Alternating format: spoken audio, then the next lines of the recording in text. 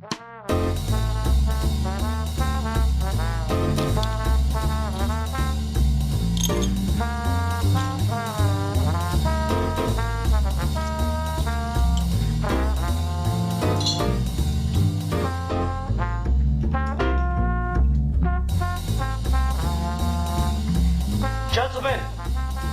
the time has come once again to discuss things.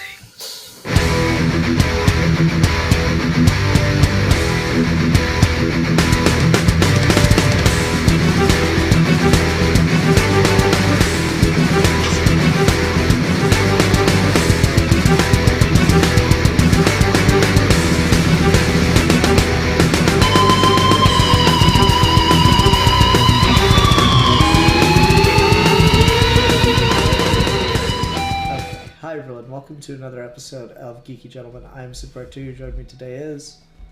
Erase this one. A geek for fun. A geek for fun. Fuck. Duo. A geek for fun. That's me. Yeah. Today we're here to continue our multi-Doctor story reviews. So part of the fun of this series was like, okay, Alfie and I are pretty big Doctor Who fans, and then Steve kind of likes Doctor Who sometimes, and then Matt had no idea what the fuck we were talking about the whole time whatsoever. And so that was a nice appeal, but now it's just two big Doctor Who fans talking about it, so yay, now we're like every other Doctor Who discussion topic on the internet. There we go. You wore us down to being one of the crowd. Yeah, that's okay. So we're talking about the two Doctors, which I feel like is the least known of the classic crossovers. All three of them. Like I've heard people talk about the 3 Doctors. I've heard people talk about the 5 Doctors. 2 Doctors I like legit didn't know about until I just randomly saw a clip of the 6th Doctor and the 2nd Doctor together. I never hear any like discussion around this one for some reason.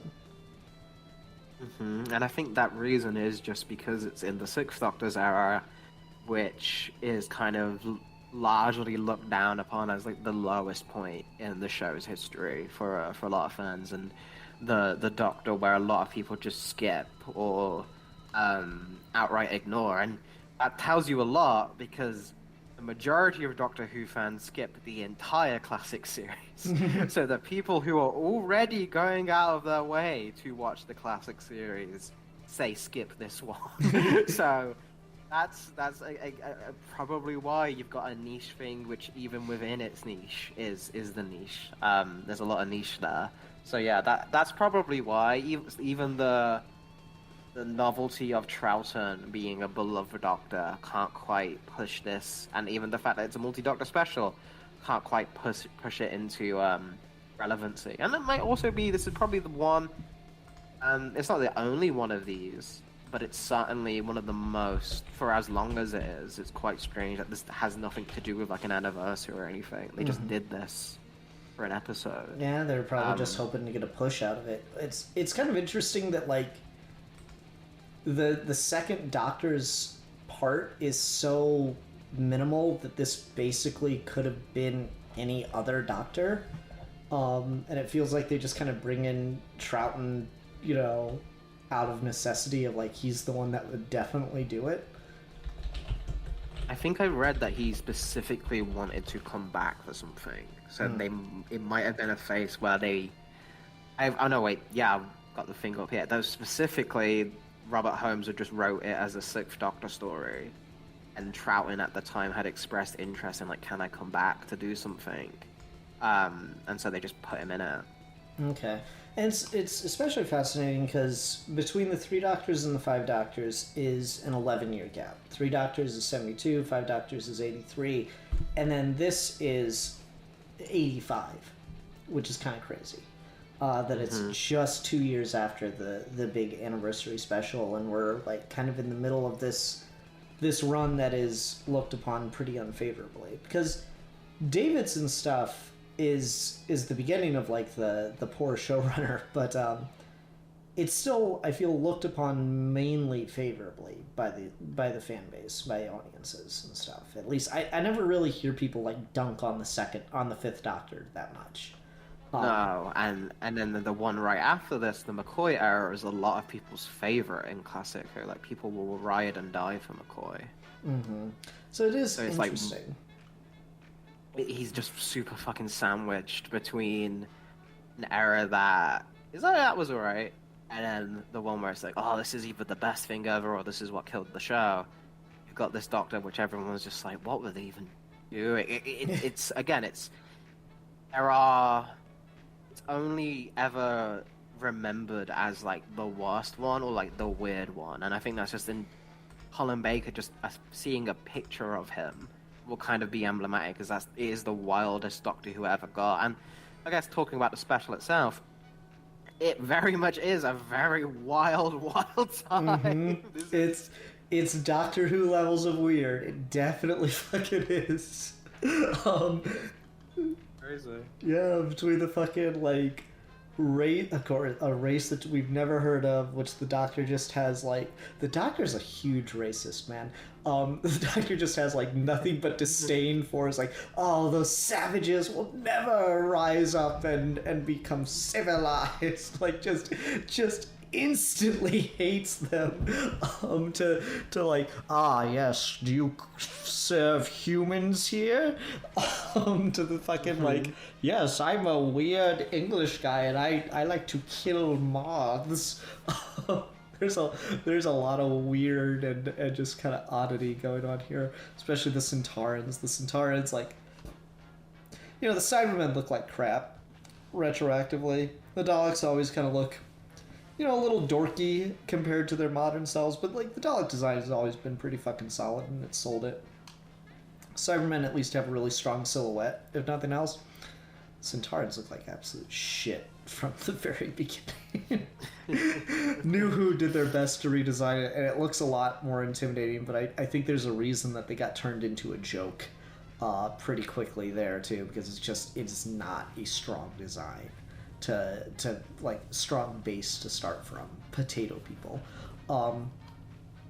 So yeah, and that's coming from someone who actually likes the Centaurans and would like to see them be a like proper villain in New Who again, please. But that's neither here nor there. So yeah, it's an interesting, like, weird mess of an episode. But like, do you think it's fair to say objectively this is the best of the classic crossovers? Yeah, I think that's almost objective, because stuff happens. Yeah. It is Now, I still do think there are some pacing problems. Oh, sure. But we've gone from, especially compared to the Five Doctors, we've gone from a 10-minute plot that's stretched over these episodes to a 40-minute plot that's stretched over 2 more episodes than it needed to be. Which is a lot more of like an understandable issue that we could dissect. Like, it's certainly an issue, but it's not a unreasonable one of like, what the fuck were they doing? This is a lot more in the realms of like, okay, yeah, they had some good ideas here, they had some interesting concepts, they just should have tightened it up more. It feels more of its time in just how shows of that era were produced and stuff. So again, and then comparing it to the very first special is, well, I think that's still got the merit of, if you want to see 2 Doctors interact, you're probably going to like the 3 Doctors more, just because Pertwee and Troughton do interact more in that than Troughton does with McCoy here. Colin Baker here. It's still, you get Colin Baker and Troughton doing more here. Baker more so, but Troughton gets to do something he never got to do in his first one, and I think almost this is a really good example of kind of the surreal nature you get of bringing in a Doctor who's so far removed from where the series is at that point. You get some really, like, it's the weirdness of seeing William Hartnell next to Peter Capaldi in the HD Doctor Who set with the HD effects and stuff. That's still weird, because he's so far removed. This is the only other example of that where it's like, Troughton's in color, yes, but he's also being subjected to like way more violence than because this was the era in Who where they were like really going. I think that Elizabeth Winstead or something like that. A name called Elizabeth. She was like promoting like this is why Doctor Who needs to get off the air because it's corrupting our young children and stuff. This is the era where like that got reached a fever pitch because you could probably make a case that this probably does go a little bit too far for Saturday night TV for young kids. I mean, I'm an American, so no. I mean, sure. compared to like Doctor Who normally, you know, like compared to like even stuff like the modern Who era, where there's like people get like blasted by the dog. You don't normally get like people getting stabbed in the leg and screaming like that. See, I don't know. It's just like that. I understand your point. It just didn't hit to me in that way whatsoever. So like I have to like venture and put myself in your shoes. But I'm like, no, this is 85. In America, I wasn't born yet, but like just objectively, fucking Reagan was president, man. Like there was a lot of shit going down. Right. And I think that's maybe what influenced it. Is just I think it fits Colin Baker's Doctor quite well. I like it as a tone departure. Just if you're comparing eras, I do think that is part of this era's identity. Is the violence compared to other things. I mean, I do think you can have. definitely tell that this is from the 80s and like such a wide departure. Like Five Doctors is 83 and fucking Todd in the Shadows talks about this a lot. Where like the identity of a decade doesn't necessarily start just like when the clock ticks over to that decade. Sometimes it takes a couple of years to really like get its vibe, find its footing, and get like going. And sometimes it actually happens beforehand. You know, sometimes you find out, oh wait, that came out in like 79. That doesn't even feel like a 79 movie. But like this is 85. This is so like steeped right in that like the like fever pitch of the 80s. And just like you can it's such a fucking departure to go from like Doctor Who having, you know, girls in mini skirts and like, oh, you can see their legs to fucking the companion in this one, Perry, and she's just like barely like she starts it in a fucking bikini and then she just puts on something that is like nothing, like the deepest fucking V-neck jacket she could possibly wear. I'm really sad Steve isn't here because I was gonna say Steve liked this one the most because in the 1980s they invented boobs. And again, it's so funny having fucking Patrick Troughton next to that. Like it's so surreal. That's what I love. That's why I think. Again, I get it because Troughton's visibly aged here the most. Oh yeah, and understandably so. But like the grey hair and stuff is, which is the thing that I find weird. Why they didn't just dye his hair or have him in a wig for this episode? Like it just so. There's a story behind that as well. Okay. So this was originally supposed to be filmed in New Orleans. Okay. But they couldn't get the money to film in America. Of course. So they went to film in Spain. And this script was written as a parody of American, like the Sontarans and stuff, was like a parody of American military, a parody of American food culture, like eaters, all that kind of stuff. So we had to get heavy rewrites to move into the New Spain setting. But because of the shipping costs, Patrick Troughton's wig couldn't get sent from the because they moved the production too late, and so there was communications and stuff. So they just had to make do with that. And there's like an actor couldn't make it there, so they had to recast someone from like the background extras and stuff. Like so much stuff with this production was like really, really troubled. Of course, of fucking course.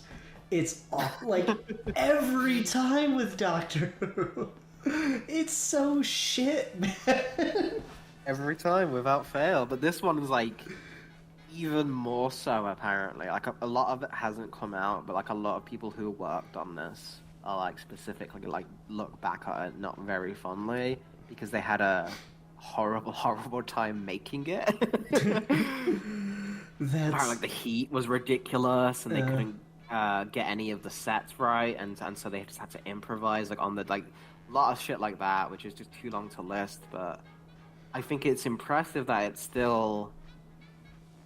holds up, like it as much as any Colin Baker Doctor Who episode. Quite honestly, I mean, you can probably say there's a little shakiness here and there with how much we move around, but I do think the location shoot helps a lot of that, especially for classic Who, because you don't normally get outside of England and in new locations. You kind of get distracted from that. You're like, oh, this is neat, seeing the Doctor in like this kind of location with these kind of colors and stuff. You don't normally get to see that, so I think that is probably a strength of it. It's the only one without a rock quarry.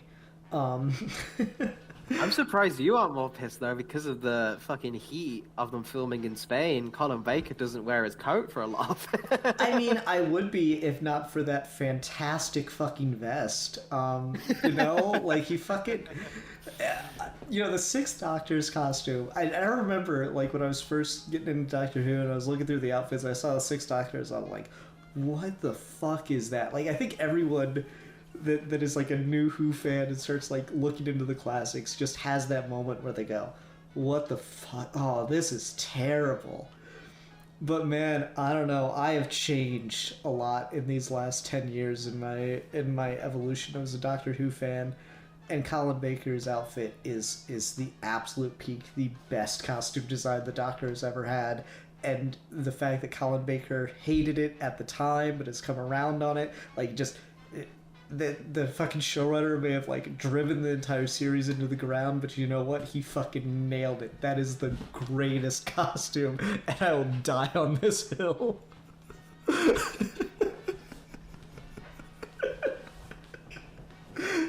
It's just so. I mean, you can have it. It's certainly emblematic, you're not gonna forget that one. It is so flamboyant. It is so just like you see it once and it just sears into your brain. And I think I've not seen a ton of Colin Baker stuff. I've seen little bits of him. I saw the Trial of the Time Lord years ago. But I think like legitimately, if you want to get the kind of characterization that they're going for with the Doctor, where he's like he's a prick here, like this is the Doctor at his like meanest, most boastful. Like this is the guy who's kind of like, I'm actually kind of hot shit. Like, fucking Hartnell and Troughton and Pertwee and Tom Baker and to a lesser extent Davidson, just through like the look of them all. They'll like begin to get more confident, more flamboyant. You start from like the very Victorian gentleman, you get the kind of like looks a bit like a clown, you get the fancy velvety coats and the like ruffle shirts, and then you get Tom Baker with like the scarf, and then Davidson comes in with the cricket outfit. It just like it all gets like progressively more ridiculous, and then McCoy is a bit of a step back. I'd put McCoy like right about at the same tier as Tom Baker. But like the Sixth Doctor's like whole thing just screams confidence and like overconfidence, and I fucking love it. It's so good. And I think it brings a lot of like it. There's no sheepishness because there can't be. You can't, as an actor, wear that costume and not just fucking strut and sell it. Like the camera will pick up any level of insecurity, and hearing behind the scenes stories that like Colin Baker really didn't want to go with that outfit and stuff. He fucking like that. He may have like thought that, but you look at his performance and you would never guess that from it. Like if you didn't have anything to go on except like his performance on screen, despite what you might think of the episodes or the quality of the writing, what the fuck ever, just looking at his performance, you do not believe for a second that he does not fucking love that outfit. Because it's just so like Bam, man! I fucking dig it. It's a choice. It is a choice. You gotta respect the choices. You know what else is a choice? What's that? Having your monster be a weird Scottish dude who wants to eat people so badly. He can't. You can't stop him from talking about how much he wants to eat people. Like, they make a big deal with like, ever since Hannibal Lecter, with like cannibals in fiction always being like a twist, or like, oh, that outside appearance is deceiving of the true monster within. You'd never know because they're so charming and so delightful. Like, that's always such a trope now. This guy's just like the most fucking, I'm a fucking cannibal. I do kind of respect that, you know? Like, he's on, you never question that he's not a cannibal. That guy wouldn't really eat a person. Oh yes, I would. Like, oh, you never. I'll do it right now. Yeah.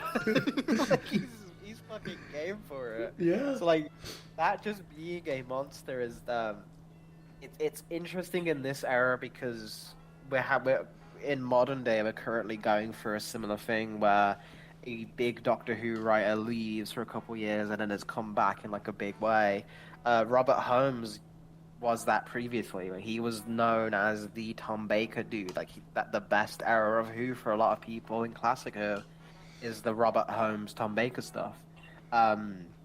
He came back around this time, and he did some Sixth Doctor stories, and this one is very much in that mold, where a lot of Robert Holmes Who stories are like really ridiculous, but like the joke keeps going on for so long that it turns into being creepy, like just uncomfortable. Like, everyone dies, like every villain dies, every side character dies, like and it's like just like in quick deaths either. Dude, I was so shocked the fucking guy, the butterfly guy, or no, moth guy at the fucking restaurant actually died. Like, his whole scene where he's like quoting Shakespeare and stuff. I'm like, okay, they're gonna reveal that like they stabbed a fucking book or something. He didn't actually no, he just fucking died. I was like, wait, for real? That is not how that scene was written, man. That's how it goes, and it's one of those things where like it's interesting seeing that combined with Colin Baker, where you had Tom Baker previously, who's very much, he kind of offset a lot of like the creepy villains and like the seediness by being so silly and being so kind of unaffected by everything. Having the spikier, nastier Doctor who's almost like on the level with the villains he fights, I think is legitimately a really cool idea for a Doctor Who series. We don't get that particularly, but it's there, and there are moments where it works, and I think it's an interesting package, because then you have the companion quickly go from being in modern Who kind of like an equal with the Doctor, or kind of like our main POV character, or in like in classic Who where a lot of the time it's just someone to spout exposition off. You have Perry here just feel like a fucking victim. Like, she's just like, I hate the Doctor and I hate the villains, but the Doctor won't kill me, maybe. We can't be quite sure about that because he's strangled me before. So, Jesus. Have you not seen that? No. That's one of the most iconic scenes. Is when it's in Colin Baker's Regeneration episode.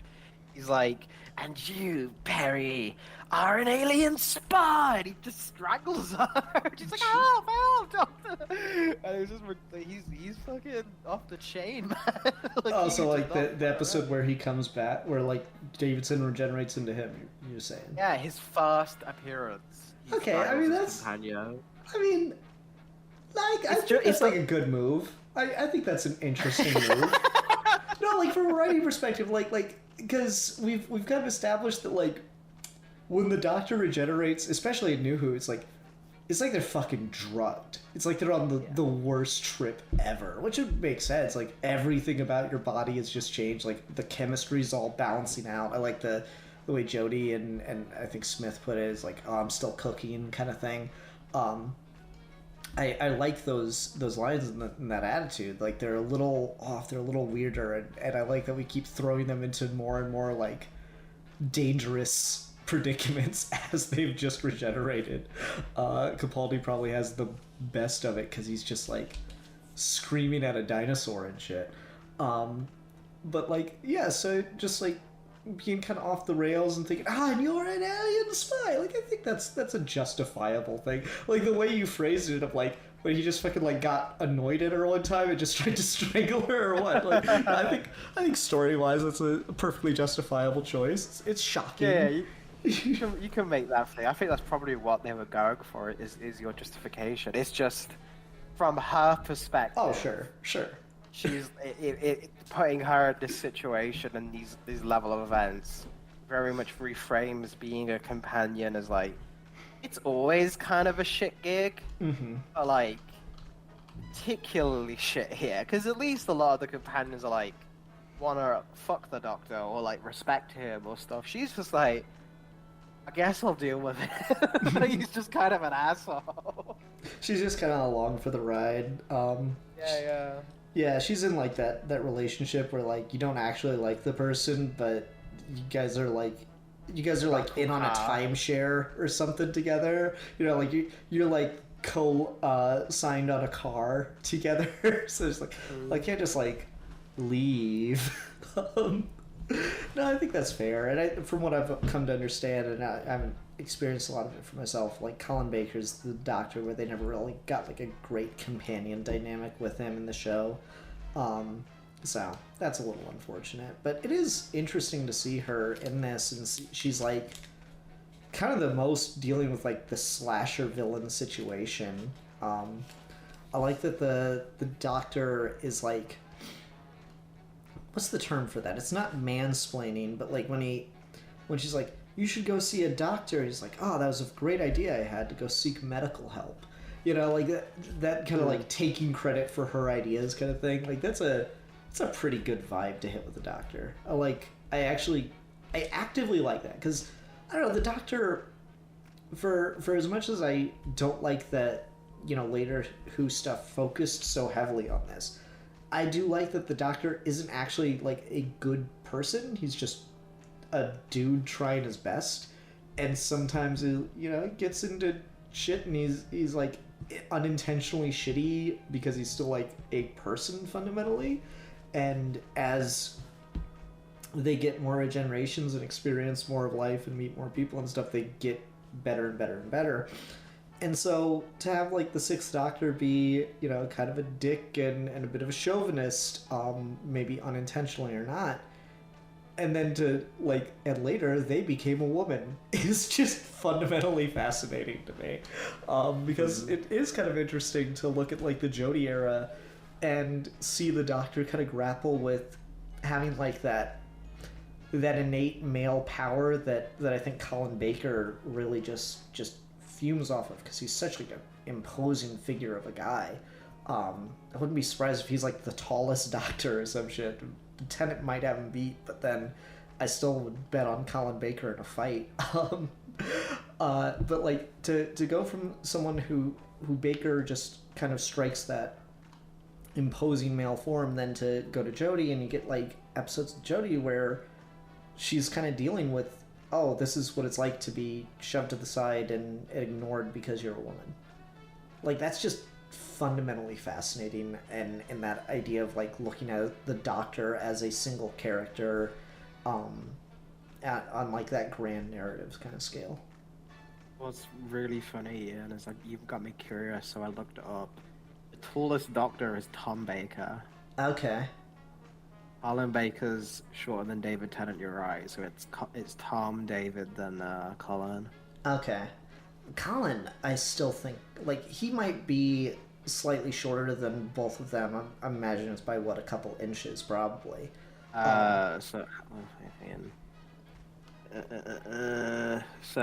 Colin Baker's 6 foot on the dot.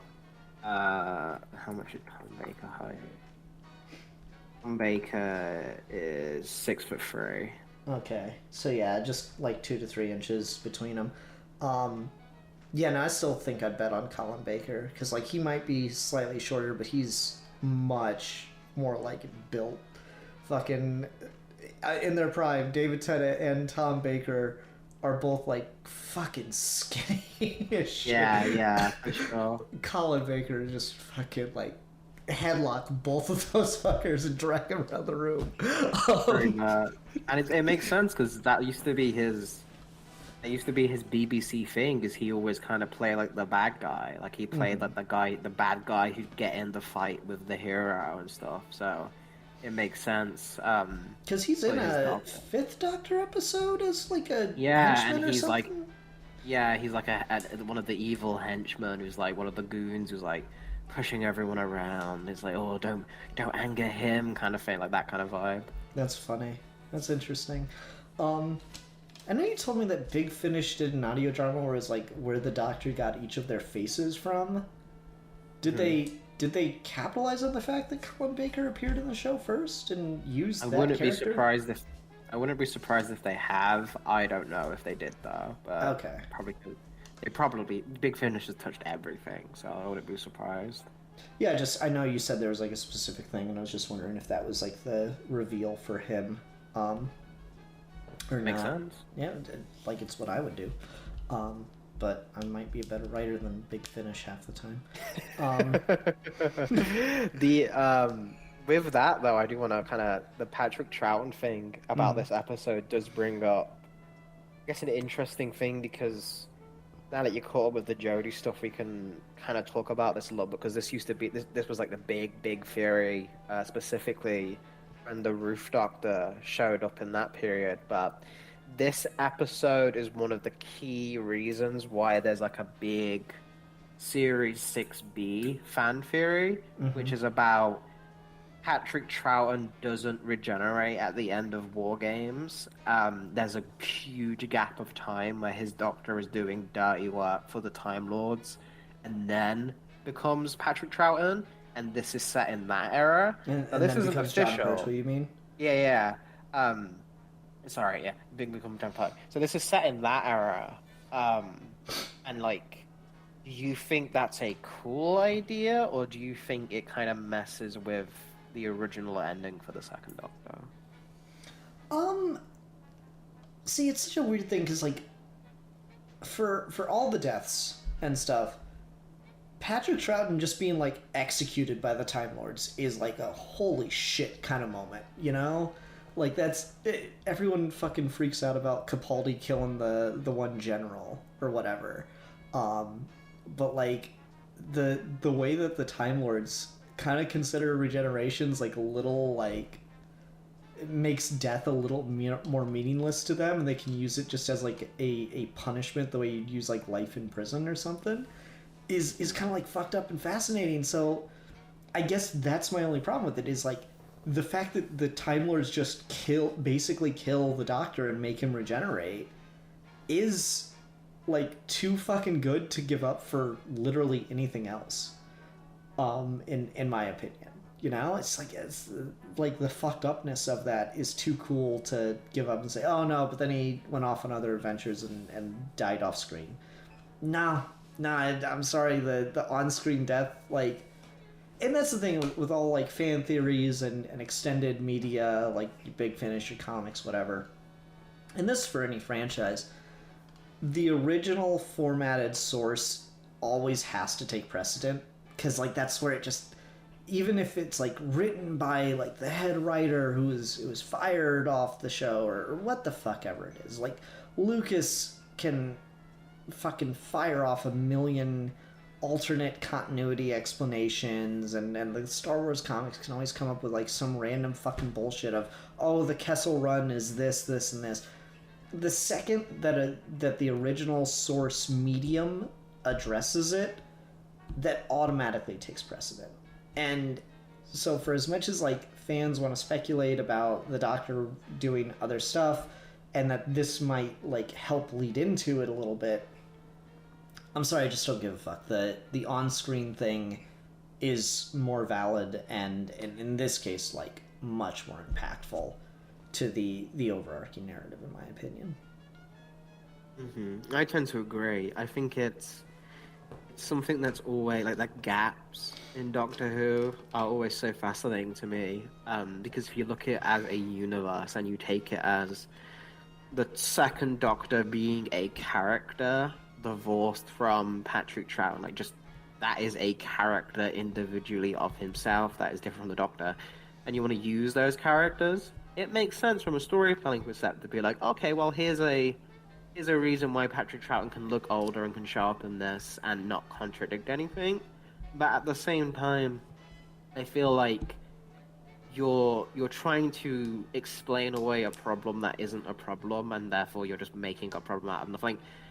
Yes, Patrick Troughton is visibly older, but who gives a fuck? It's Patrick Troughton, and he's got Jamie, and it's set in his. You just say it's set in his season, because the advantage of Doctor Who is there's so many adventures that we haven't seen, because we always cut away when they go back to the TARDIS and then they're on a new adventure. Like, there's time spent in the TARDIS where like a lot of Doctor Who episodes like open up after they've just finished an adventure that we didn't see. So I feel like it's a neat idea, but like you say, Sacrifice is a really, really cool one-off. For as lame as some of the regenerations the Doctor has are, the Troughton one, the idea behind it is so cool, like you say, that I don't want to lose that. I mean, So, I think just- would it be fair to argue he gets the best regeneration in Classic? Peter Davison has got a really good one. Okay. It's like Peter Davison's regeneration story is like an argued for like the best classic Who story. It's really, really good. Okay. But That's fair. That's fair. It's that or that. It's those two. Quite honestly, it's the rest of them are very much they're either random or overdrawn. Like Tom Baker's one is so like it's like he specifically requested that the universe itself be at stake, but it's like I need to connect a wire on top of a very large pole. Like, how is that putting the universe at stake? it's just funny. It's just the grandeur Tom Baker had, whereas the Davison and Troughton ones, I think, got the core of what all the modern Who ones kind of do, where it becomes very personal, where it becomes, I need to save a life, or the Time Lords are doing a personal a slight against the Doctor. Those are always the ones that hit more. When it's just the Doctor sacrifices himself for a grander ideal that's kind of immaterial, it always kind of falls flat. Yeah, no, I tend to agree. It's funny, we were talking about the second Doctor's regeneration. I saw a great little fan edit someone did of that scene. It was like, you get to choose what you look like. And they start showing pictures, and they edited it to just be like little art representations of the new Who Doctors. And it's so funny. He's too old, shows Capaldi. And he's too young, shows Matt Smith. Oh, that's just ridiculous, shows Jodie. I was like, that's pretty good. It's a good gag. It's a good gag. But yeah, this, like, Patrick Troughton being older is, again, it's noticeable. Like, I saw an interview with David Tennant recently where he's like, oh, would you come back for the 60th? And this was, like, before he was announced. He goes, you know, everyone treats it like it's up to me. And honestly, like, they have to write it. They have to want me back to do it. And, I mean, I'm sure I'm probably always going to be willing, but there's going to come a point where I just can't really get away with it anymore, where I look a little too old, where I can't spike my hair up the same way. And I think a lot of that comes from just, yeah, look at Patrick Troughton. Like, it's cool to have the second Doctor come back so many times, but you can make the argument that he probably should have stopped at the 5 Doctors. That, like, the physical appearance that has happened here, the change in appearance, they could have fixed a lot of it with just a wig, which is so funny that they couldn't even get that right because it's fucking BBC and classic Doctor Who, and I love it. I honestly do. It is literally like I see myself. I should have just gone to work. Like, I shouldn't have tried to pursue any kind of career in editing news. I should have just gone to work at the BBC, because they all would have been just as incompetent as myself. It would have been great. I would have been like, I probably would have been a king over there. It's like, wait, you actually got something done? What? I guess some part I try, because I think you're right objectively, and probably not get morbid, but probably health-wise, probably would have been the better move as well, because Patrick Troughton died only 2 years after this. Which is crazy when I found that out. Because, Mhm. like, he does not look like he's on his last legs. He has still got so much energy going into this, you know? And he always was. Like, again, I think I've said it on this show before, but in case I haven't, like, Patrick Troughton died at a con when he went back to his hotel and he had a heart attack because his doctors had always, like, he overworked himself to death. Like that, he was only in his 60s. He was a workaholic. He just loved to act. It was his favorite thing in the world, so he always gave his full energy. And none of his performances are like, because you can see it on Hartnell in the Three Doctors. You can see Hartnell is on literally his deathbed. And it's sad, but and even during his run, Hartnell, you can tell, is getting weaker and visibly more frail. Whereas Troughton is, you just can't, like, he looks old, but he's still the Doctor. He goes straight back into it. Him and Jamie have the banter.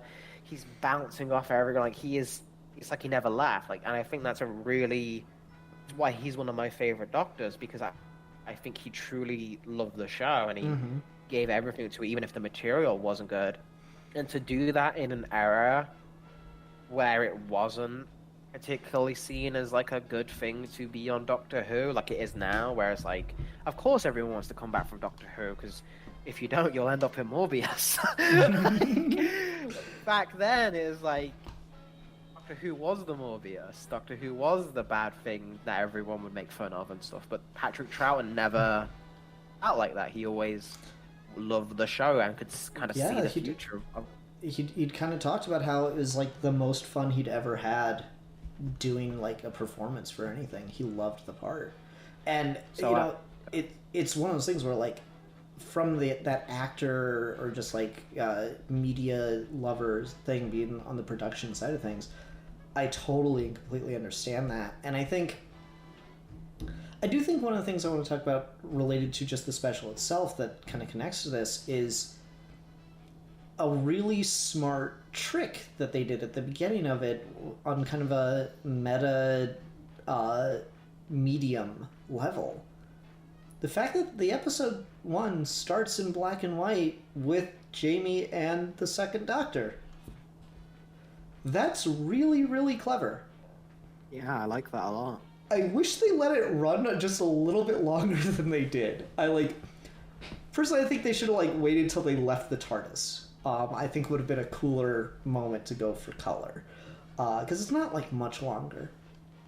But just the fact that you see him there, and his face looks a bit older, but it's not terrible. Especially because Troughton, when he played the Doctor, he put on such a not a scowl, but he did kind of age up his face a bit with just the way he would carry himself.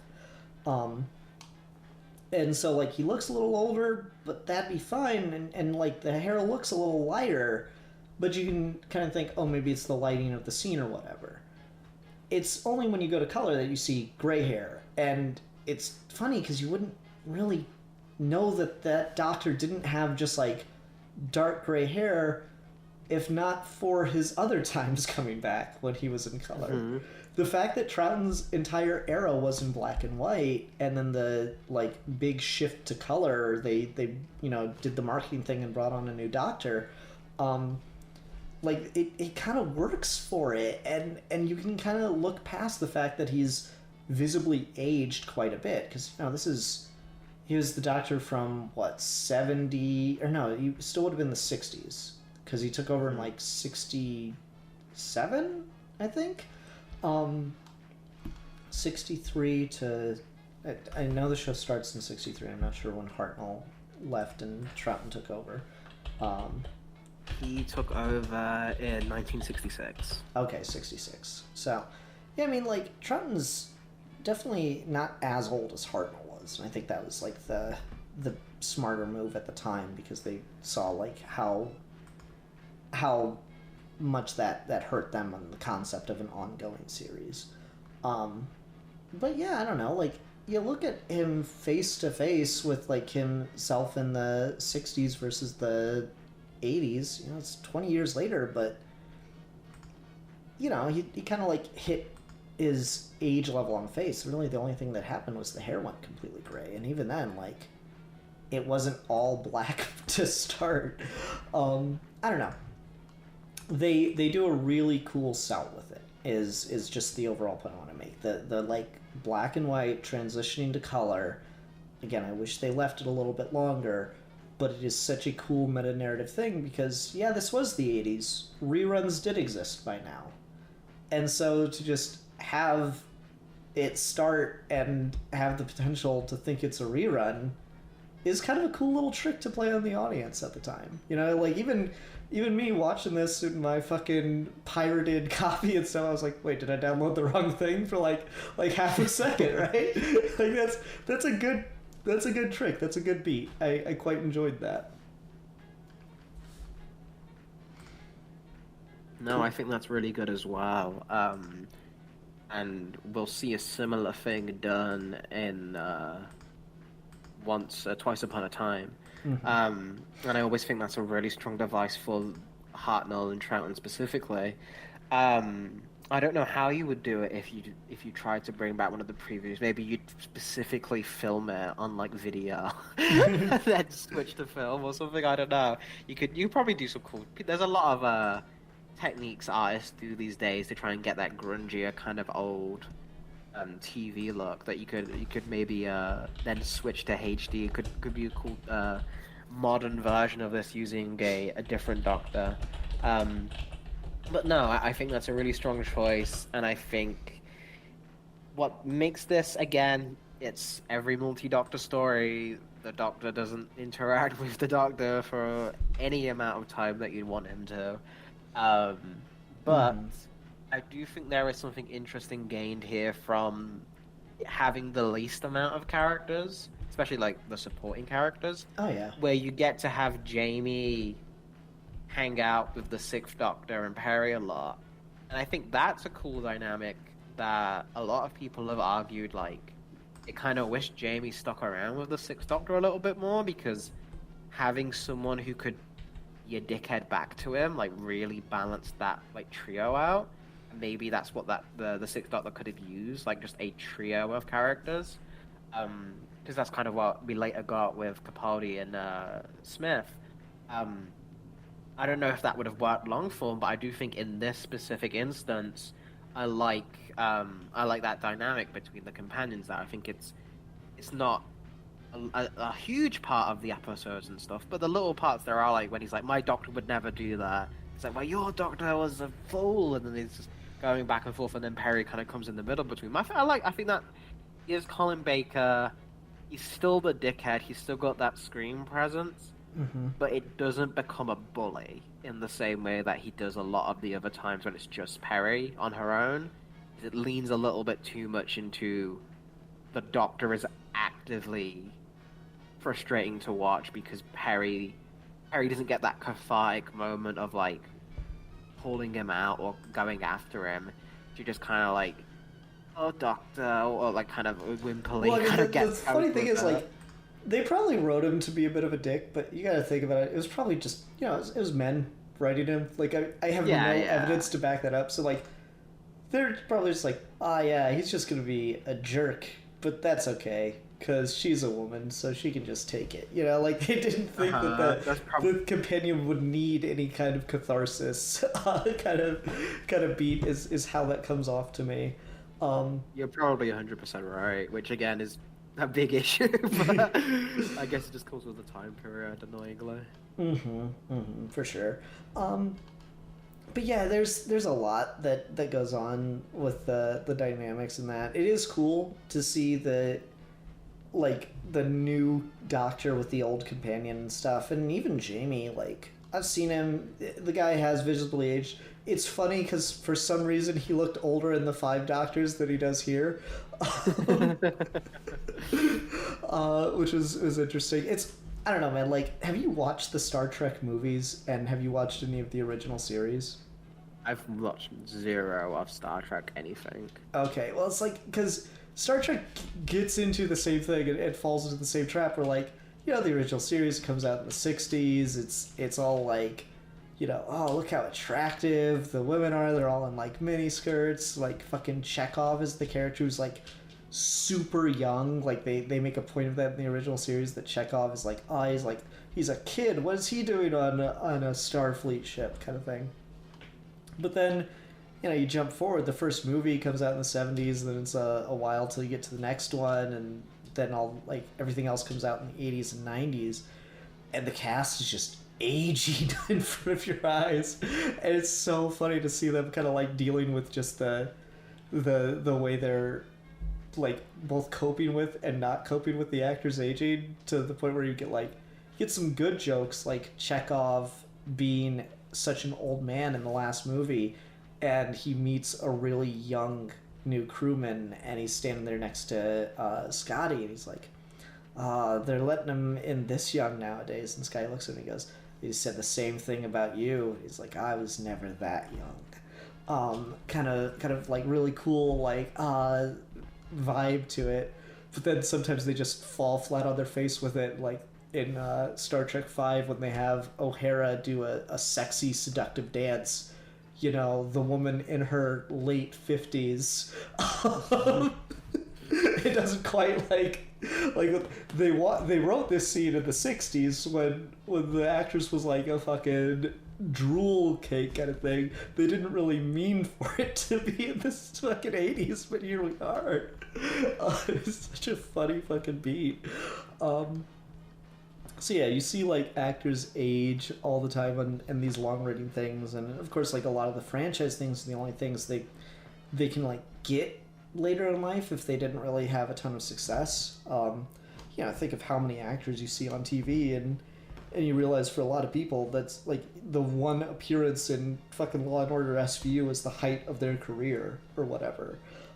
Playing a part like this, sometimes being the companion for a couple years on Doctor Who is some of the biggest parts these people ever had. And so to come back is such an honor and such like a great opportunity for them to get to do some acting, just be present again.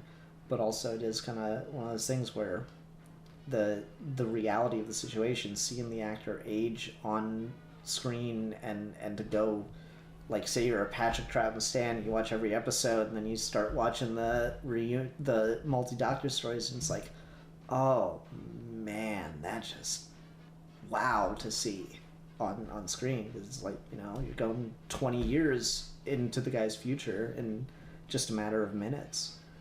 It's kind of crazy. And it's just kind of the wildness of Who is a very unique.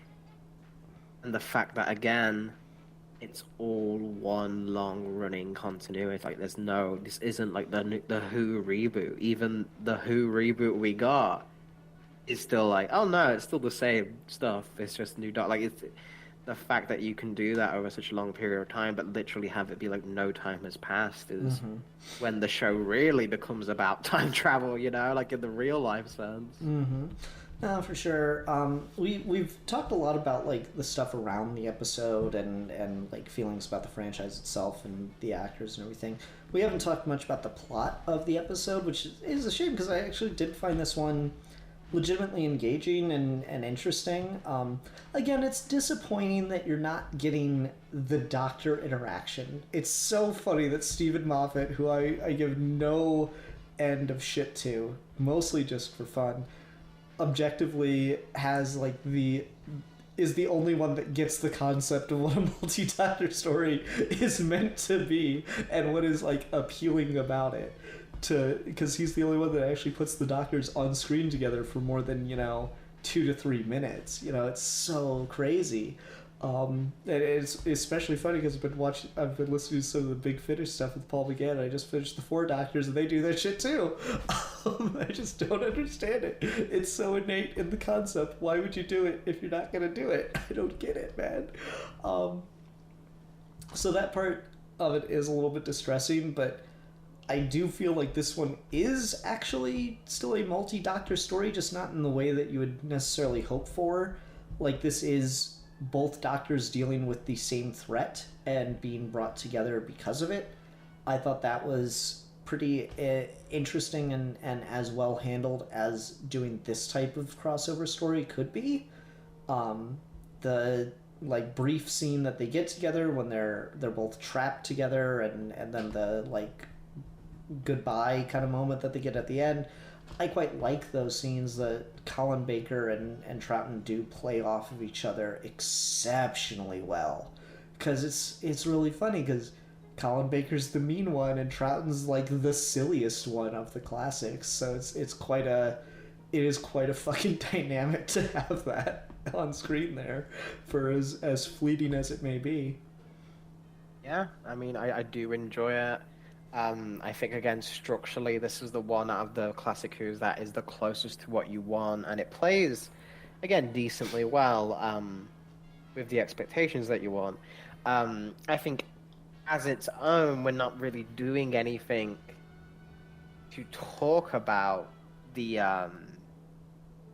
Who Doctors or any kind of like interesting ideas related to that.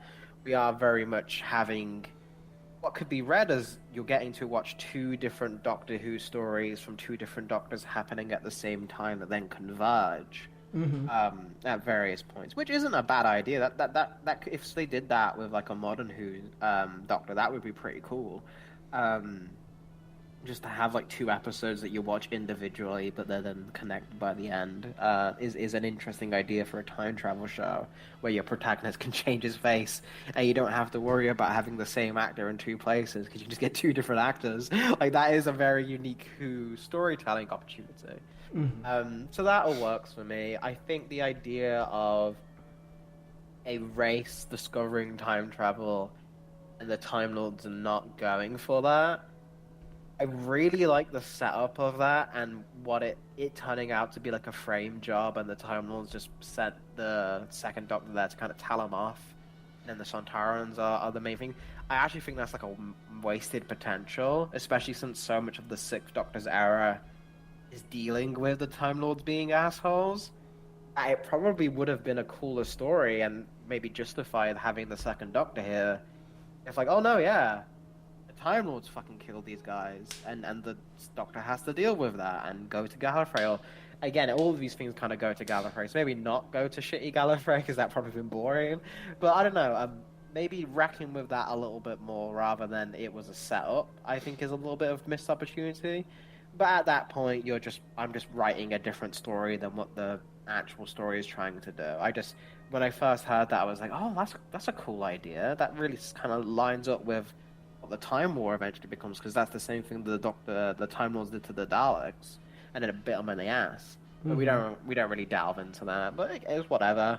The idea of this being upgraded to no longer be part of your quote-unquote savage race, still having that bloodthirsty nature inherent in you, that's a very sci-fi classical moral dilemma that a lot of these things delve into, and I think that's interesting enough. Again, the acting doesn't really give it much pathos, but it's the ideas at play, and I think if you got into the meat of the story of a cannibal and a person who has been cannibalized by technology for their own ends and stuff, there are some cool thematic parallels there, and the Doctor as someone who can regenerate from death, but is also inherently privileged as a Time Lord. He wasn't a poor man. He's a man who comes from class, from nobility, and he doesn't necessarily see his own folly and his own kind of privilege, especially back here when he's a fucking white guy. There's a lot of stuff you could play with there, and it gets touched on a teeny tiny bit, but not to the full extent. But again, the fact that I can even bring those ideas up, to me, makes this more worthwhile than the previous ones where there's literally nothing there. At least this one you can like scratch around the surface and see this is what Holmes was going for. This is kind of and what's really funny about this whole story, just because Robert Holmes is vegetarian and he and he hates fucking meat eaters and stuff. So it's just effectively a PSA as a Doctor Who story, but in the most like, if you eat meat, you're like this fucking insane cannibal guy. So Mm-hmm. I mean, but props off to him for doing that. I think that's always funny. Like it is about something. He had an axe to Yeah, grind. no, I mean, that scene where the guy's going through and it's like, I always like the things where, you know, you have the barbaric character and it's like, oh, but you humans, we're kindred spirits. Like I always like beats like that. So when he's like, we're not so different. You know, they actually raise some animals in captivity just to make them grow faster. It's fascinating. Like he's like legitimately impressed. I really like that. The culinary talk, but being so like brutal and kind of scary was kind of cool. I, you know, the design is pretty shit. Like, if it had a better, more alien costume, I think it would have been a lot better off.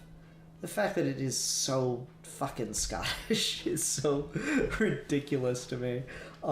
Again, sometimes I'm sure that for a lot of classic Who stuff, they just literally went to the costume room and the BBC and just like dress yourself as your character. What speaks to you?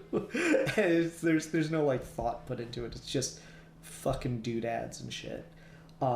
I do kind of like the eyebrows thing. It's a nice little touch to at least get away from the perfectly humanoid alien.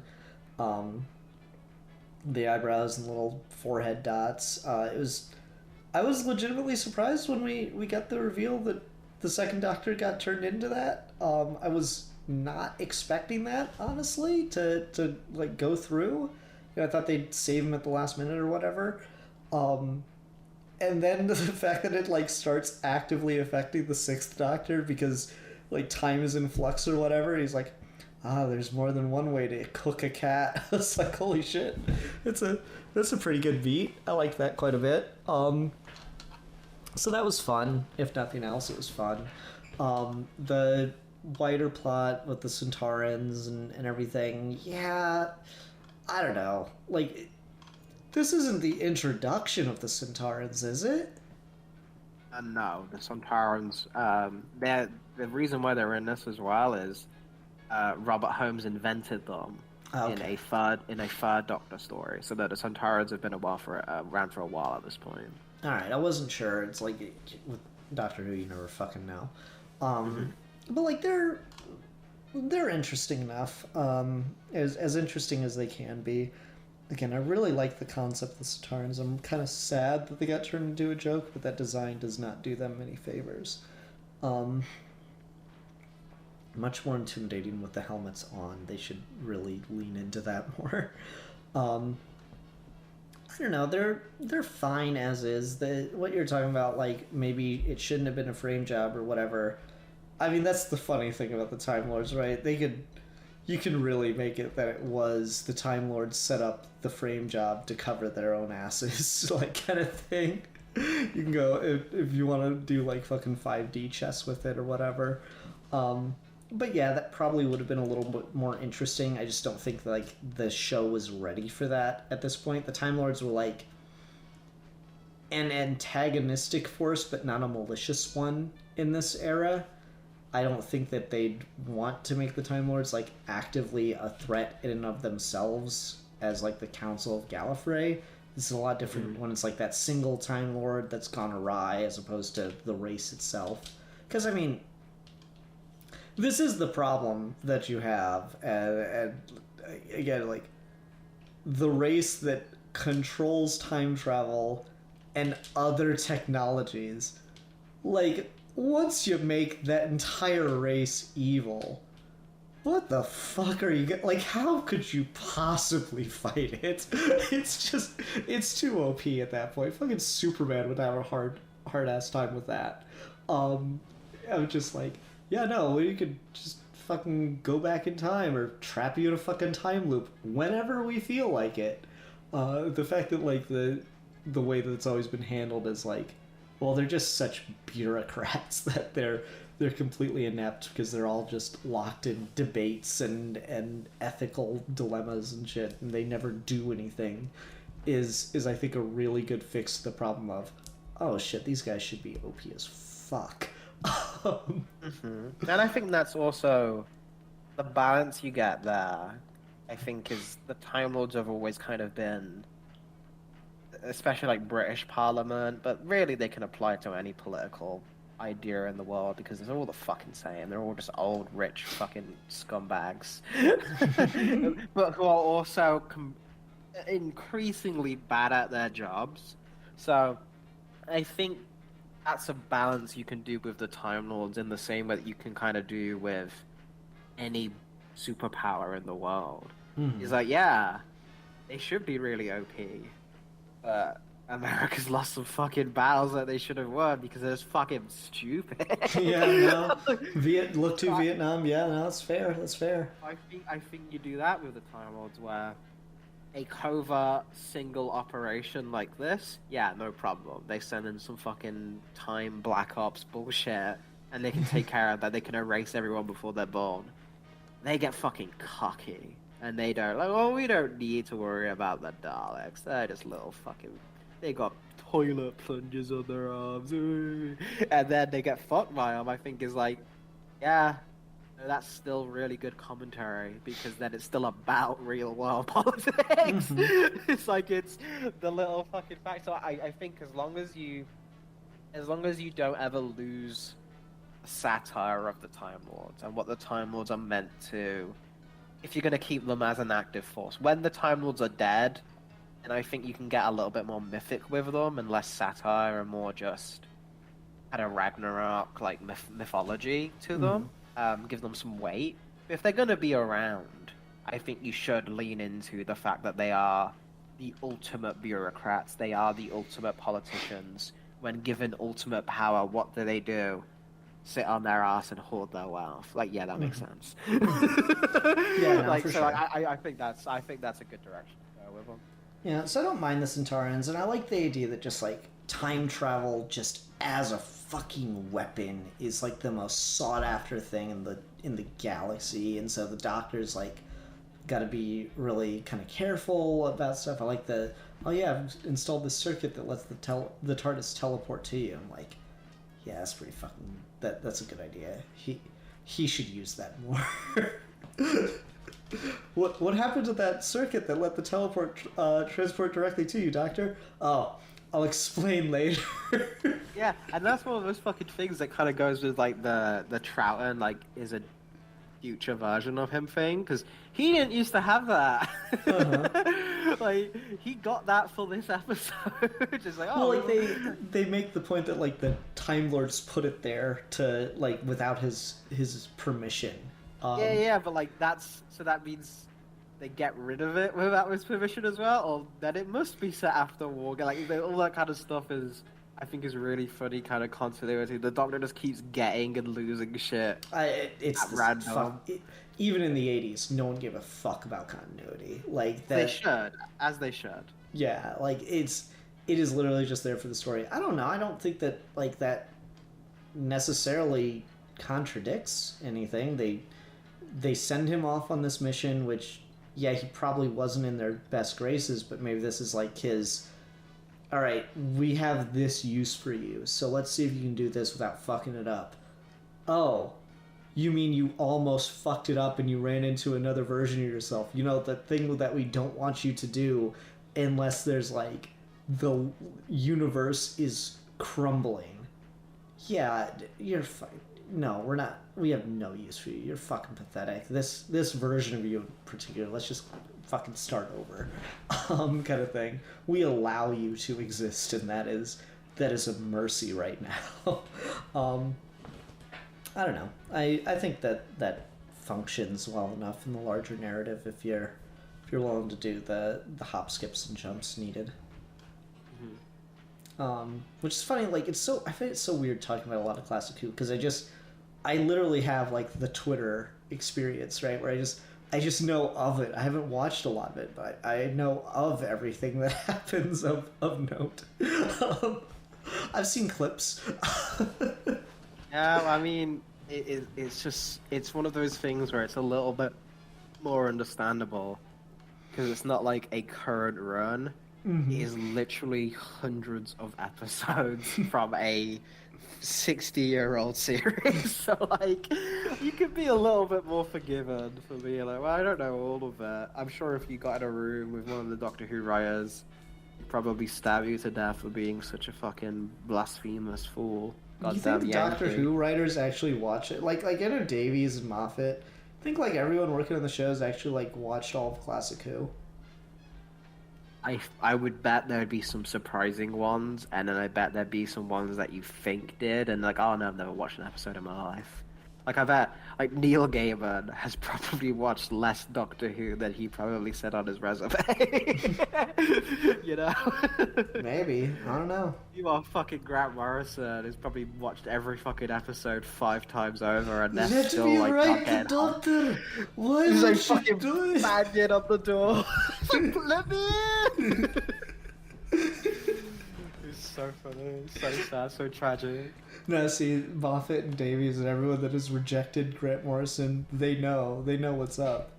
They know that if Grant Morrison ever writes the Doctor, it's gonna be the like balls to the wall craziest but best episode ever. Like it'll never be topped. It'll end the show. They can't let them do it. Yeah, exactly. Fucking, what do you mean I can't have all 13 doctors show up at the same time?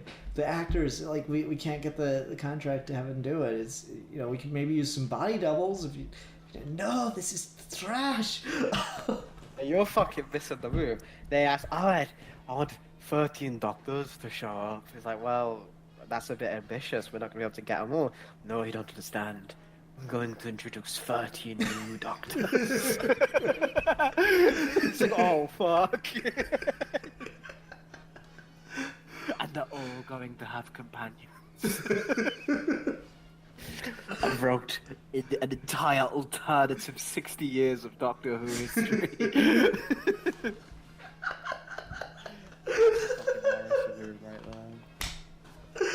need it so badly because you're so fucking right. It'd be so good. Davies would just like cry into his lap. He's like, I'm a fucking hack. What was I thinking?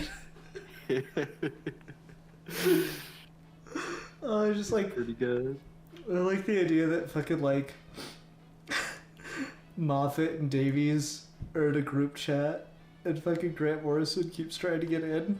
And they're like, Grant, quit making alt accounts and being added to our group chat. We don't want you here. The alt accounts, the real Alan Moore. Damn it, I thought that one would work.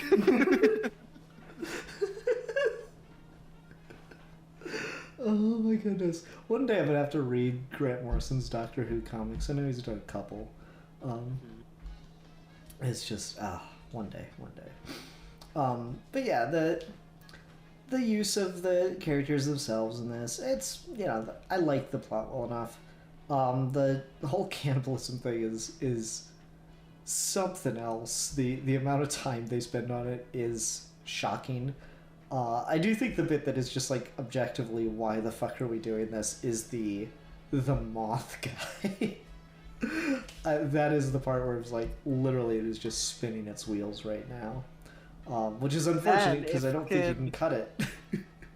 That if because it comes back at the end, right? Because he fucking that's how the Doctor beats the sixth Doctor. Fucking kills the dude with cyanide and like chokes him out like fucking Jason Bourne.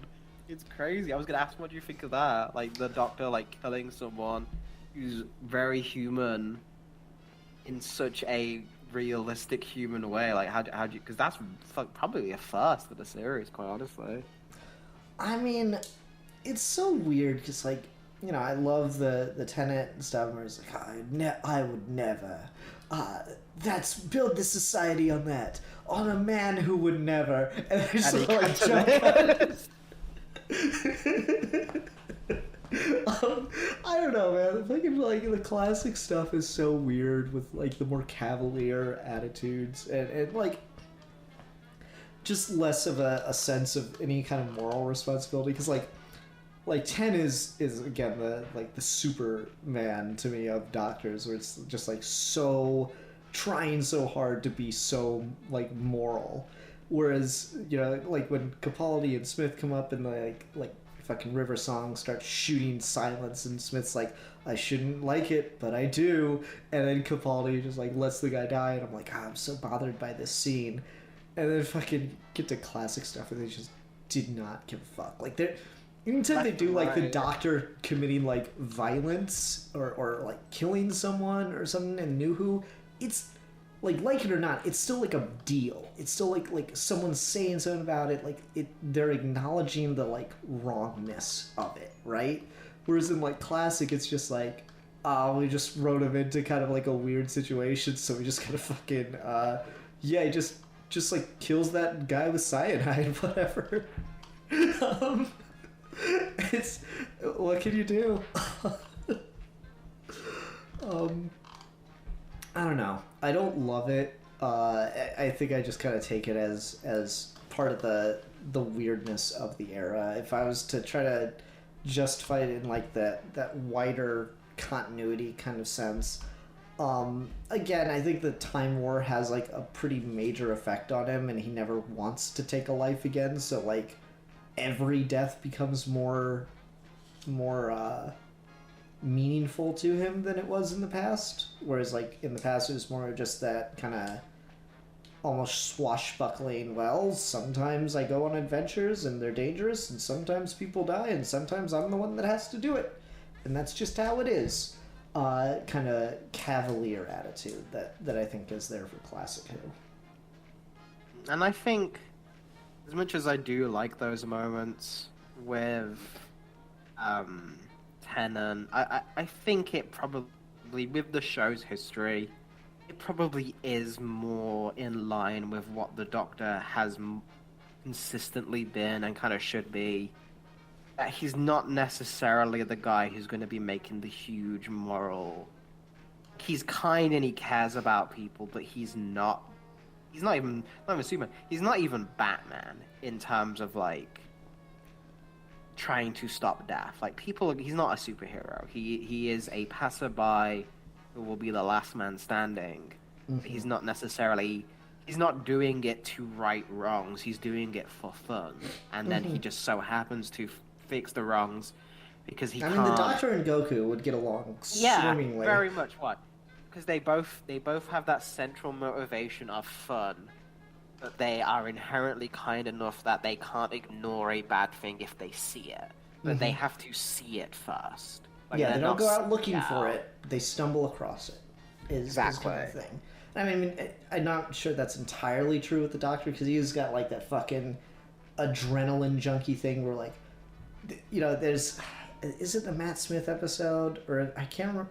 It all just like conflates together in my head. Yeah. But there's like a scene with I've got the TARDIS is constantly searching the universe, all of time and space, for red alerts where something has gone terribly wrong. There's distress signals, and I go there.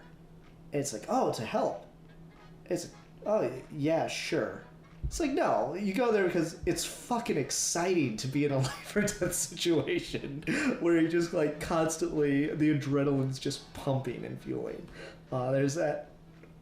And it's kind of like so funny to see because it rubs off on the companions. There's that saying like, you're an adrenaline junkie.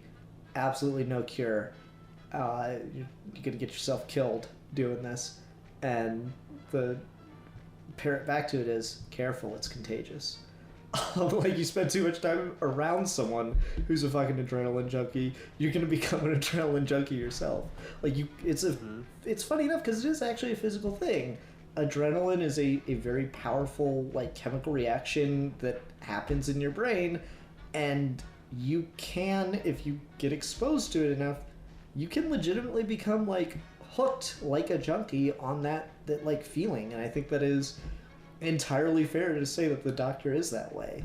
And yeah, Tennant's probably the outlier, and he is the one that is the most like attempting to be a superhero. I do think it is fundamentally fascinating that he like fails at it pretty spectacularly by the end, and that's where you kind of roll into Matt Smith and yada yada. But as it is here, yeah, the fucking... I don't love it. It's not my favorite beat, but it's something I just kind of like... I'm more willing to forgive because it's before the stuff that I really like than it is the stuff that happens after that kind of bugs me, you know? Yeah, and if you are gonna... Again, we're both writers, so we can immediately kind of do the no prize here, and if you are gonna try and make an arc around it, it does make sense that the Doctor has a more lax relationship with death prior to the Time War. Because he's kind of... Again, he's from a society that devalues death inherently, and he's in a world where technically everyone when he steps out that door is either dead on his bad days, and when he on his good days, everyone that steps out that door is alive. That's one of my favorite Moffat quotes, and I think it really sums up like how the Doctor's mood can change. Is sometimes he'd just be fucking depressed because it's like everyone that's ever lived is all dead. Sometimes, oh no, everyone's still alive because it's time. I think, and even Time Lords don't necessarily have that relationship because they don't live in the fucking TARDISes like he does. So the Time War coming along and kind of even the people he thought would be around for forever are gone. And even his greatest enemies are gone, and all this kind of things, the impermanence of stuff, I think is, and then the great sin of doing it, of pressing the button, I think makes sense that Tennant would then be fucking guilty and want to be the big hero, not out of a sense of justice, but out of a sense of guilt. Oh yeah, for sure. So I think you can make it work, but it is just very funny how like... Base the society on a man who never would. So he's like, oh, and then Colin Baker's fucking quipping after he does it. It's very Bond-esque kind of quip too, isn't it? Exactly. Yeah. It's just it's a weird wacky shit. It is undeniably hilarious. I might need to go make that edit and just post it as a shit post because it's pretty goddamn funny. It's just like fucking put the yeah, that would be. And then you cut to fucking Bill, where like she's asking Capaldi, "Have you ever killed anyone in plays with DC?" He's like, "Yes, I have. Many people." That'd be a pretty good one, not gonna lie. Cause like there's some era of like regret to it. Like I'm listening to an Eighth Doctor one right now, and like he orchestrates a fucking like battle with like 3 armies. And it's like the characters are sitting there like, this is fucked up. And he's like, I had a chance like this before. I didn't take it. Never again. It's like the gravity of it and how it's acknowledged changes my feelings on it. Because like that, I'm kind of just like, whatever. They just, clearly I am putting more thought into this than the writer did at the time. Like, that is what it comes down to. Whereas like the later one with McGann, it's like, no, clearly they're thinking about the weight of this, and that's important. And even the stuff I don't like with Capaldi, it's still a choice. It's still like it's not an accident that it happened. It's not that they wrote themselves into a corner. It was an intentional choice to show the stark difference, and it turned me the fuck off, unfortunately. Which is a respectable enough risk to take. So I'm more interested in talking about it, I guess, when it's like an intentional choice as opposed to just, I've kind of written him into a weird fucking situation. Well, I did set up this whole bottle of cyanide earlier.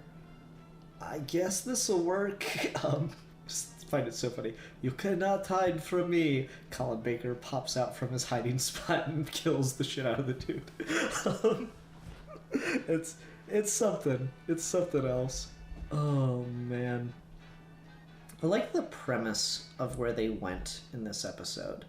Sometimes, like, Doctor Who is so good at world building, where it just, like, sets up a place that you kind of just want to go visit and see, and then just immediately destroys it.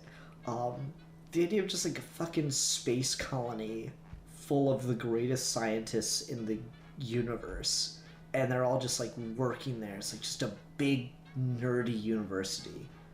That's fucking cool. Yeah, like just the idea of it, the Doctor, and it makes sense that the Doctor would be so like in love with that. I was like, but I also like it's really fucking perfect for the Doctor's character. He's like, oh, this is the best idea. They were just doing it for the good of science. Why couldn't you understand it? Ever been? I've been not that much. he'd be fucking bored to tears. He'd hate it. but he objectively can be like, oh, this is great. I love it. But would you do it yourself? Like, well, you know, I'm busy. I like Patrick Troughton's like, I want to sneak in there. It's like, well, think of the commotion. They would all be trying to get my autograph. Like, Yeah. who the fuck you are, man? Like, I think it's fantastic. That's a good character beat, but it's also like, again, that's a really cool sci-fi utopian concept. I like stuff like that. Set design for it is pretty good too. Yeah, for the 80s, it yeah. looks pretty much on par with a lot of what we saw in like TNG, which was running at this, or just about to start running at that time, I think. So they actually did a pretty good job with that. The sliding panels, they don't look like cardboard and stuff. It actually looks, like it's got some proper weight to it and such. I even liked like the internal piping and stuff that they were running around in for a while. It was like, it felt like a lot bigger space than I know it must have been. Like just the way that all the lines and the piping and stuff were kind of running off. It was good set design. But yeah, I don't know. I'd like to visit the place. So the Doctor going there does have that feeling of like, oh, we're gonna drive out and go see the Grand Canyon. Get there, it's a big hole in the ground. Yeah, it's cool, I guess, but like, snap a picture to. All right, let's go. Like you can only appreciate it for so long. For it's just like, yeah, it's nice, I guess. There's a donkey ride down to the bottom. Maybe we could do that. Okay, like it's very telling that they need to keep adding things to the Grand Canyon. Like now they got a little U-shaped platform you can go on where it's all like glass bottom floor, so you can just like walk out over a steep drop in the canyon. So like they need to keep adding things to try to keep it cool, as it were. You have to innovate for the kids. What's the new reboot of the Grand Canyon? Yeah, exactly. The Radical Canyon. It's a fucking skate park. That is... I save that idea somewhere. That's too fucking funny not to use at some point. Yeah, we renovated the Grand Canyon, turned it into a massive skate park. No, it's actually cool. There you go. We'll make that the new Simpsons gag. They'll hire us. Yeah, there we go. So what are your other ideas? We really liked your Grand Canyon thing. No, that was it. We just wanted to move there. They're gonna move there. That's it. It's every day they're at the Radical Canyon. Oh yeah. So I don't know. Otherwise, I think I'm pretty tapped out on stuff to talk about with this one. This was the one I enjoyed the most so far. It's like the other two have things to like about them. The first one more so, but like you are kind of like through parts of it. This one, there's still a bit of that, but this one I think was the easiest to just genuinely enjoy. Yeah, this is the one that feels the most of like a run-of-the-mill classic Who episode, which I think is a better... This is not what I would start anyone with classic Who with for sure, because they're still going to think it's garbage. This is more kind of the level of baseline quality these things kind of level out to. Whereas the previous two were like real low points for him. And again, it's funny that those are the two that are, especially I think the Three Doctors, are the one that's hailed as like the fan faves and people love it. Yet this one's kind of the black sheep, and I think this one is far, far better than those two. It's not good still, but it's average. It's If I was in the 80s and was watching Doctor Who and I had this episode, I'd probably be like, oh yeah, that was a good time. That was fun. Yeah, no, I think so. Sorry, I'd been having this thought, and I was like, gosh, I gotta bring this up. I gotta bring this up. So I guess we'll close on just this little thought experiment, because you kind of made me think about it all the way back at the beginning of the discussion, and it was a thought that crossed my mind the other night. Do you think you could take old stories of Doctor Who, the multi-part serial episodes? Do you think that you could edit those down to maybe like specials length episodes in the new Who format? It would really depend on the episode, and no matter how you do it, a segment of the fan base is going to be super fucking pissed. Oh, I mean, sure, certainly, but just like... I think you definitely could, because so much of these are almost written for that, where they have distinct, this is the beat of this episode, this is the beat of this episode, and then a lot of it is filling time until you get to that beat. So it's almost like an editor's dream for shit you can cut out.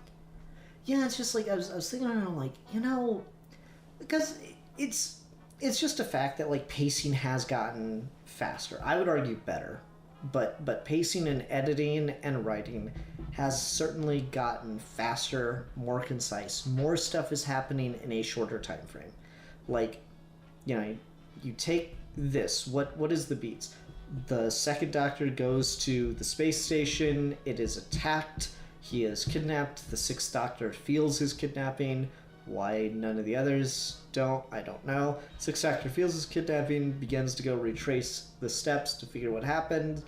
The mystery is revealed of a conspiracy with the Centaurans and people on the space station wanting to get time travel. The Doctor has to go rescue himself and stop that plot. Yada yada yada, it's resolved. Right? Like, it's a pretty quick beat thing. You compare that to some of, like, the new Who episodes. A lot of fucking shit happens in those. It's just like a single parter. Like, fucking Waters of Mars is a very dense episode when you get right down. Like, it's a special, but, like, it's a dense ass bitch of an episode. The same with the Next Doctor. Just thinking of, like, those Tenet specials episodes and shit. A lot of stuff happens in those new ones. So just as pacing of both editing and writing has gotten more concise, a lot faster, and there's just so much stuff in Classic Who that is just not only of the era, but just of Classic Who, like, paced of the era, but paced the way Classic Who is paced. I do think that there's enough, like, fat you could probably trim just to create something maybe a little bit more palatable for a modern audience. Because, like, you and I watched that Zorro thing where it was, like, basically the whole first season cut down to a single movie, and it's a bit weird, and, like, you can kind of tell in some ways, but at the same time, it does work to go in and do that from time to time, I think it would be an interesting experiment. I'd like to see someone do it as a series, but maybe do like 2 for each Doctor, where one's just here's a story, a big famous, like the War Games for Patrick Troughton. Is that in a modern, streamlined 40-minute take, or even like an hour take? Because that's a long fucking story. Or one where it's multiple episodes in like that Zorro format. Because I'd like to see which Doctors it would work easier for. Like, I'd honestly think the older the Doctor, probably the easier it would be, because there's a lot less locations, there's a lot less characters, and there's a lot more just standing around. So cuts don't have to be as jarring. I think the later you go, where we do multiple different space stations and alien races, and I think there's a lot more exposition, you'd probably find some trouble. But I don't know. I feel like I'm honestly surprised Doctor Who hasn't made like a fucking 40-minute cut of Genesis of the Daleks. I just had that on rerun forever, because that would be phenomenal. Like that's story again. The very first Hartnell one with the Daleks. No, that's the Tom Baker Dalek story with yeah. Davros, yeah.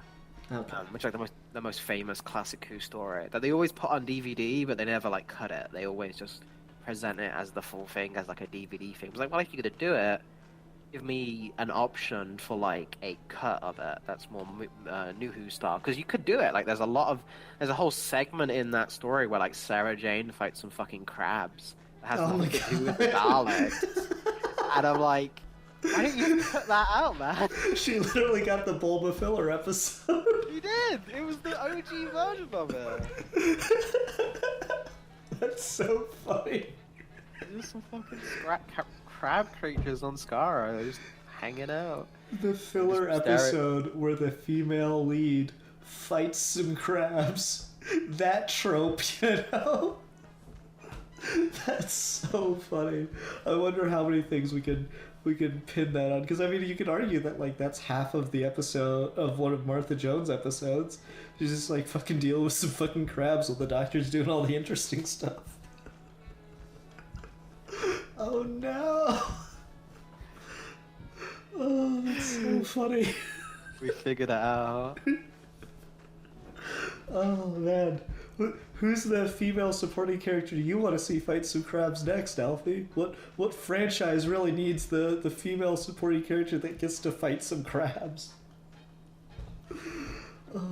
I mean, I feel like it would be pretty cool if we could fucking see Maria from Sonic the Hedgehog fight some crabs before she dies.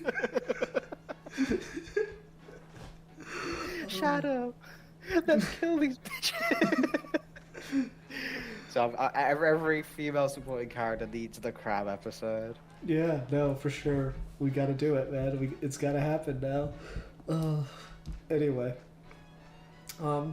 Yeah, so I don't know, it's a weird thought that's just been in my head, but be interesting to see. I don't know. Alright, let's go ahead and do ratings for the two doctors. I'll go first. I'll give this 3.5 out of 5.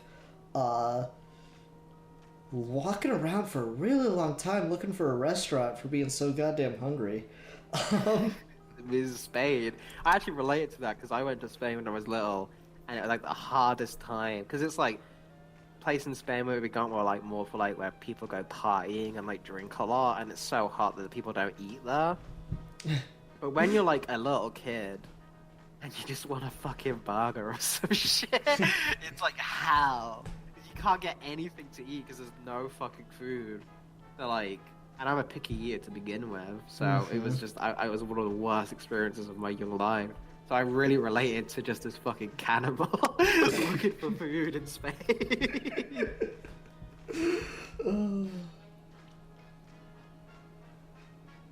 Alfie, your rating. Your rating? You need to rate it. Oh yeah, my fucking rating. I'll give this. I want to give it a 3, but it's probably just a 2. I'll be nice. I'll give it a 3 out of 5. Doctor killing people with cyanide. Let's bring that back. Capaldi should have got one of those just to really piss you off specifically. just a really fucking brutal murder. Just Yeah. not even like. I'd like to see you fucking be like. I want to see your reaction to that one. Just fucking snap the dude's neck, Man of Steel style. It's like fucking the 60th. Like, oh no, we're gonna need another one of us to help deal with this. Like, all the fucking doctors are at gunpoint that have been introduced in the series so far. He has like, doctor, how many more regenerations do you have to fight me with? And then fucking Capaldi just comes up from behind like Batman style, like snaps the guy's neck. Oh, fuck. I'd go so hard for that, man. You have no idea. It'd be so good.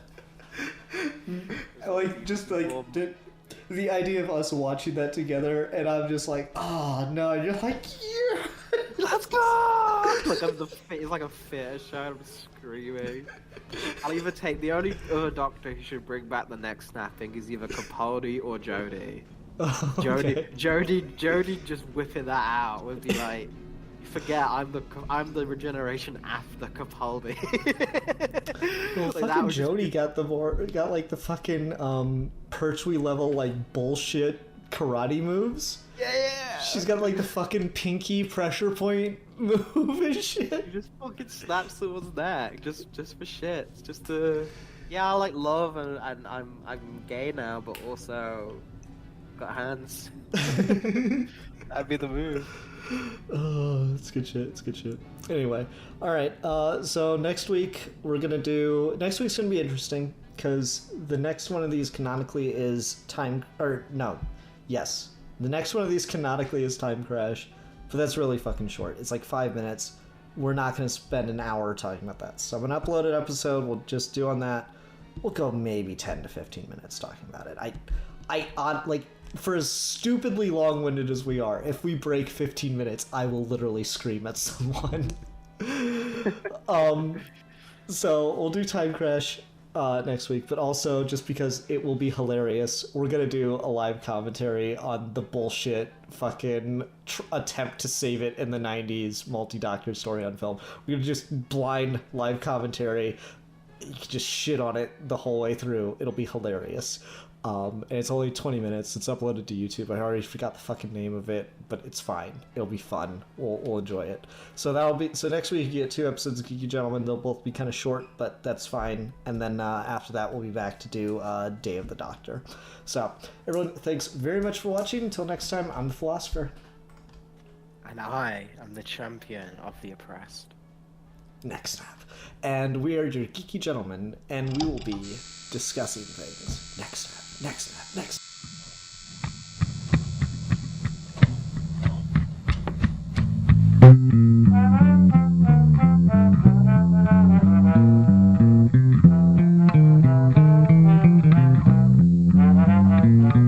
you.